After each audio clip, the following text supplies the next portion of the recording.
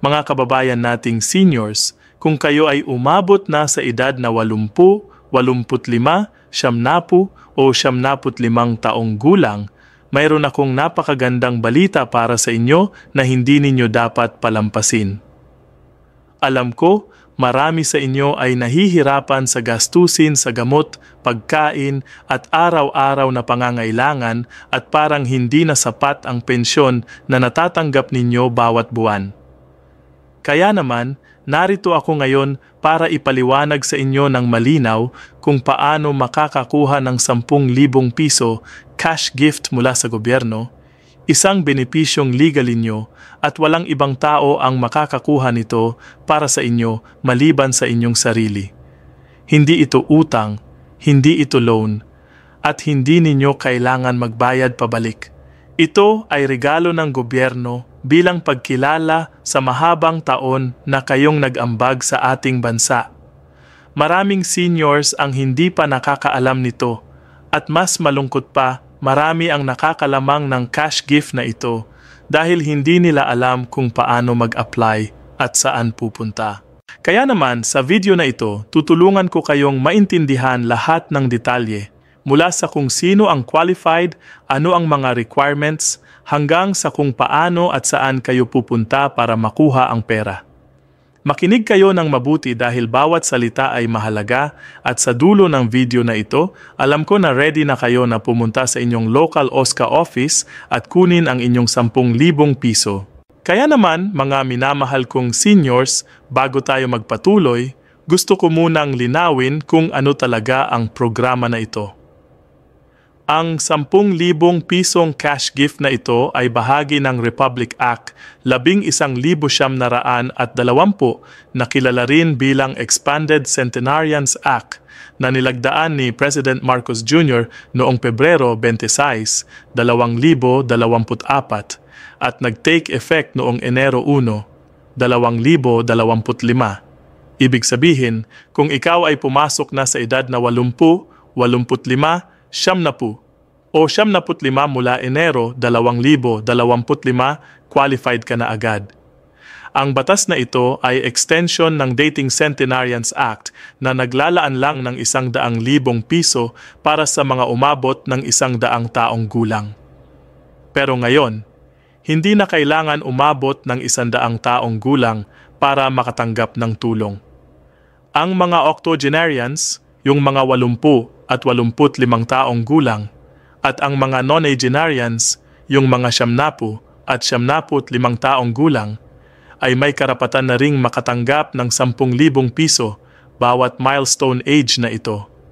At tandaan, kapag umabot kayo ng 100 taon, makakakuha pa rin kayo ng 100,000 piso cash gift, so hindi nawawala yung dating benepisyo. Ngayon, importante na maintindihan ninyo kung sino ba talaga ang qualified. Una sa lahat, kailangan kayong Filipino citizen by birth o through dual citizenship. Ibig sabihin, kung dating kayo Filipino pero nag-acquire na ng ibang citizenship at hindi na dual citizen, hindi na kayo qualified. Pangalawa, kailangan ninyong umabot ng exact age na 80, 85, 70 o 75 taon. Hindi kasama dito yung 81, 82, 83, 84 o 91, 92, 93, 94. Milestone ages lang ang covered ng batas na ito. Pangatlo, kailangan kayong registered sa inyong local Office of Senior Citizens Affairs o OSCA. Kung wala pa kayong OSCA ID, kailangan ninyong kumuha muna ng ID na ito bago kayo mag-apply para sa 10,000 piso. At pang-apat, applicable ito kahit nakastay kayo sa Philippines o nakatira kayo abroad. Para sa mga OFW seniors at mga senior citizens na nakatira sa ibang bansa, pwede rin kayong mag-apply through the Philippine Embassy, Consulate o sa Commission on Filipinos Overseas. Kaya naman, walang excuse na hindi kayo makakakuha ng benepisyo na ito kahit nasaan kayo sa mundo, basta Pilipino kayo at umabot na sa tamang edad. Pagdating naman sa requirements, ito ang mga dokumento na kailangan ninyong ihanda. Una, Ang application form para sa Expanded Centenarians Act na makukuha ninyo sa inyong barangay hall, sa OSCA office ninyo o sa Municipal Social Welfare and Development Office o MSWDO. Pangalawa, kailangan ng proof of age at ang pinaka-okay na dokumento dito ay ang PSA birth certificate ninyo. Kung wala kayong birth certificate, pwede rin ang baptismal certificate o kahit anong government-issued ID na may nakalagay na date of birth ninyo tulad ng national ID o fill-size ID. Pangatlo, kailangan ng dalawang by dalawang ID pictures, yung recent picture ninyo. At pang-apat, kailangan ng endorsement letter mula sa local chief executive ng barangay o munisipyo ninyo. Kung kayo ay nasa abroad, kailangan ng endorsement mula sa Philippine Embassy, DFA, DMW o CFO. At panglima, kung hindi kayo mismo ang kukuha ng cash gift, pwede ninyong i-authorize ang inyong immediate family member through a notarized special power of attorney o SPA. Kailangan din ng authorization letter at release from liability form kung may multiple relatives na gustong kumuha ng pera para sa inyo. Ngayon, paano ba talaga ang proseso ng pag-apply? Una, pumunta kayo sa inyong OSCA office o MSWDO sa inyong munisipyo o lungsod. Kung bedridden kayo o hindi makakalabas ng bahay, pwede ninyong ipadala ang inyong anak, apo o caregiver na may notarized authorization letter. Pangalawa, kunin ang application form at fill up ng maayos. Siguraduhing tama lahat ng information dahil kung may mali, mahihirapan kayo sa proseso.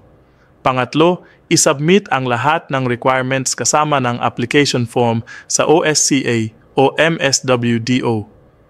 Ang staff doon ay mag-review kung kumpleto ang mga dokumento ninyo.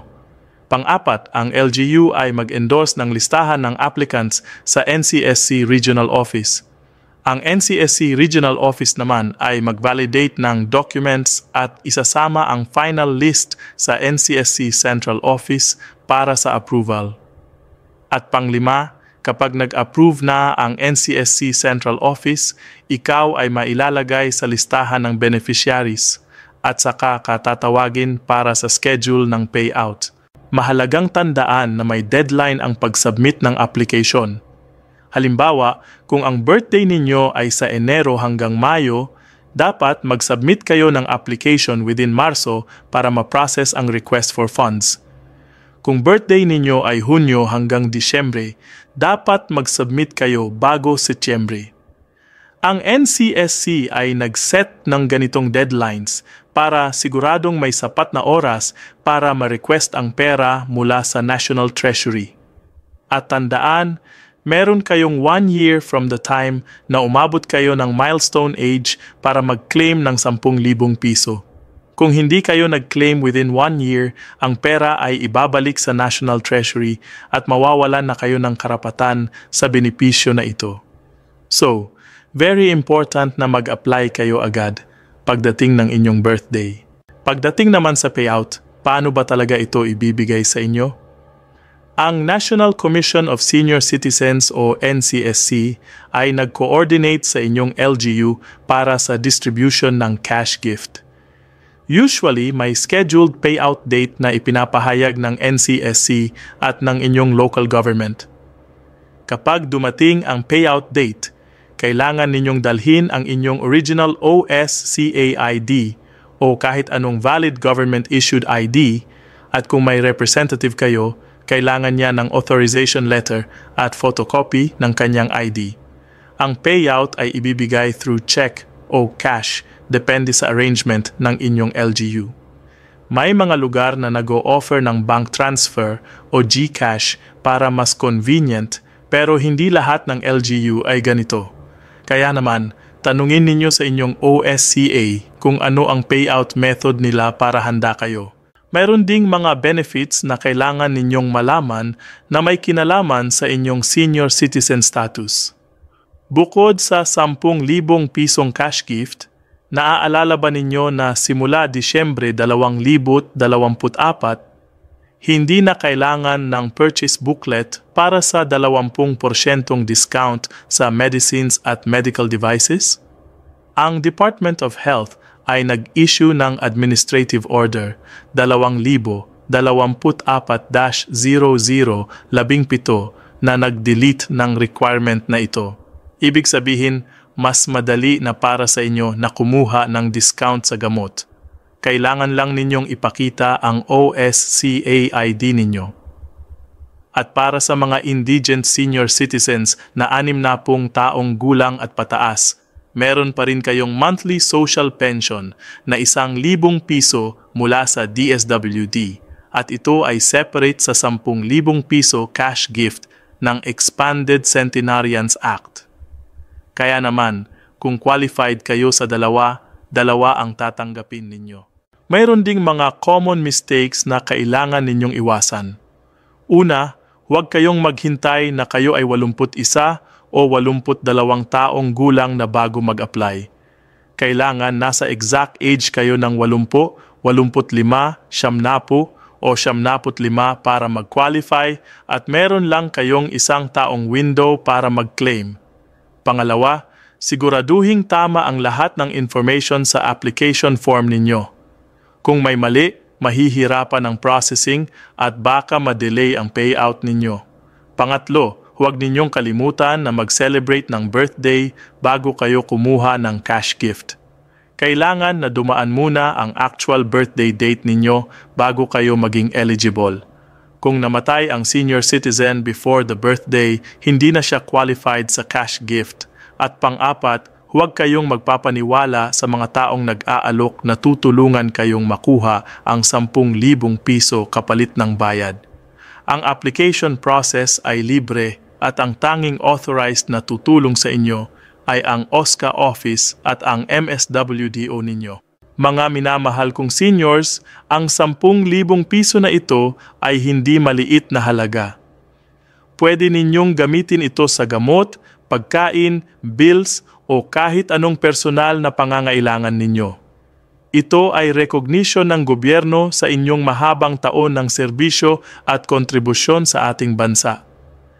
Kaya naman, huwag ninyong sayangin ang opportunity na ito. Kung kayo ay qualified, pumunta na sa inyong OSCA office ngayong linggo pa lang at mag-apply. Dalhin ang lahat ng requirements na binanggit ko at siguraduhing malinaw ang lahat ng detalye. At kung may mga tanong kayo o kailangan ng tulong, huwag kayong mahihiyang magtanong sa OSCA staff dahil trabaho nila na tulungan kayo. At sa mga pamilya ng seniors na nanonood nito, tulungan ninyo ang inyong mga magulang, lolo at lola na mag-apply. Samahan ninyo sila sa OSCA, asikasuhin ang requirements at siguruhing makukuha nila ang benepisyong ito. Dahil sa katapusan ng araw, ang 10,000 piso na ito ay makakatulong talaga sa kanilang daily expenses at quality of life. Salamat sa pakikinig mga kababayan. Sana nakatulong ang video na ito sa inyo. Kung nakatulong, please give this video a thumbs up, share it sa inyong mga kaibigan at pamilya na seniors din, at subscribe sa channel para sa mas maraming updates tungkol sa benefits at programs para sa ating mga senior citizens. Hanggang sa muli, ingat kayo palagi at God bless sa ating lahat.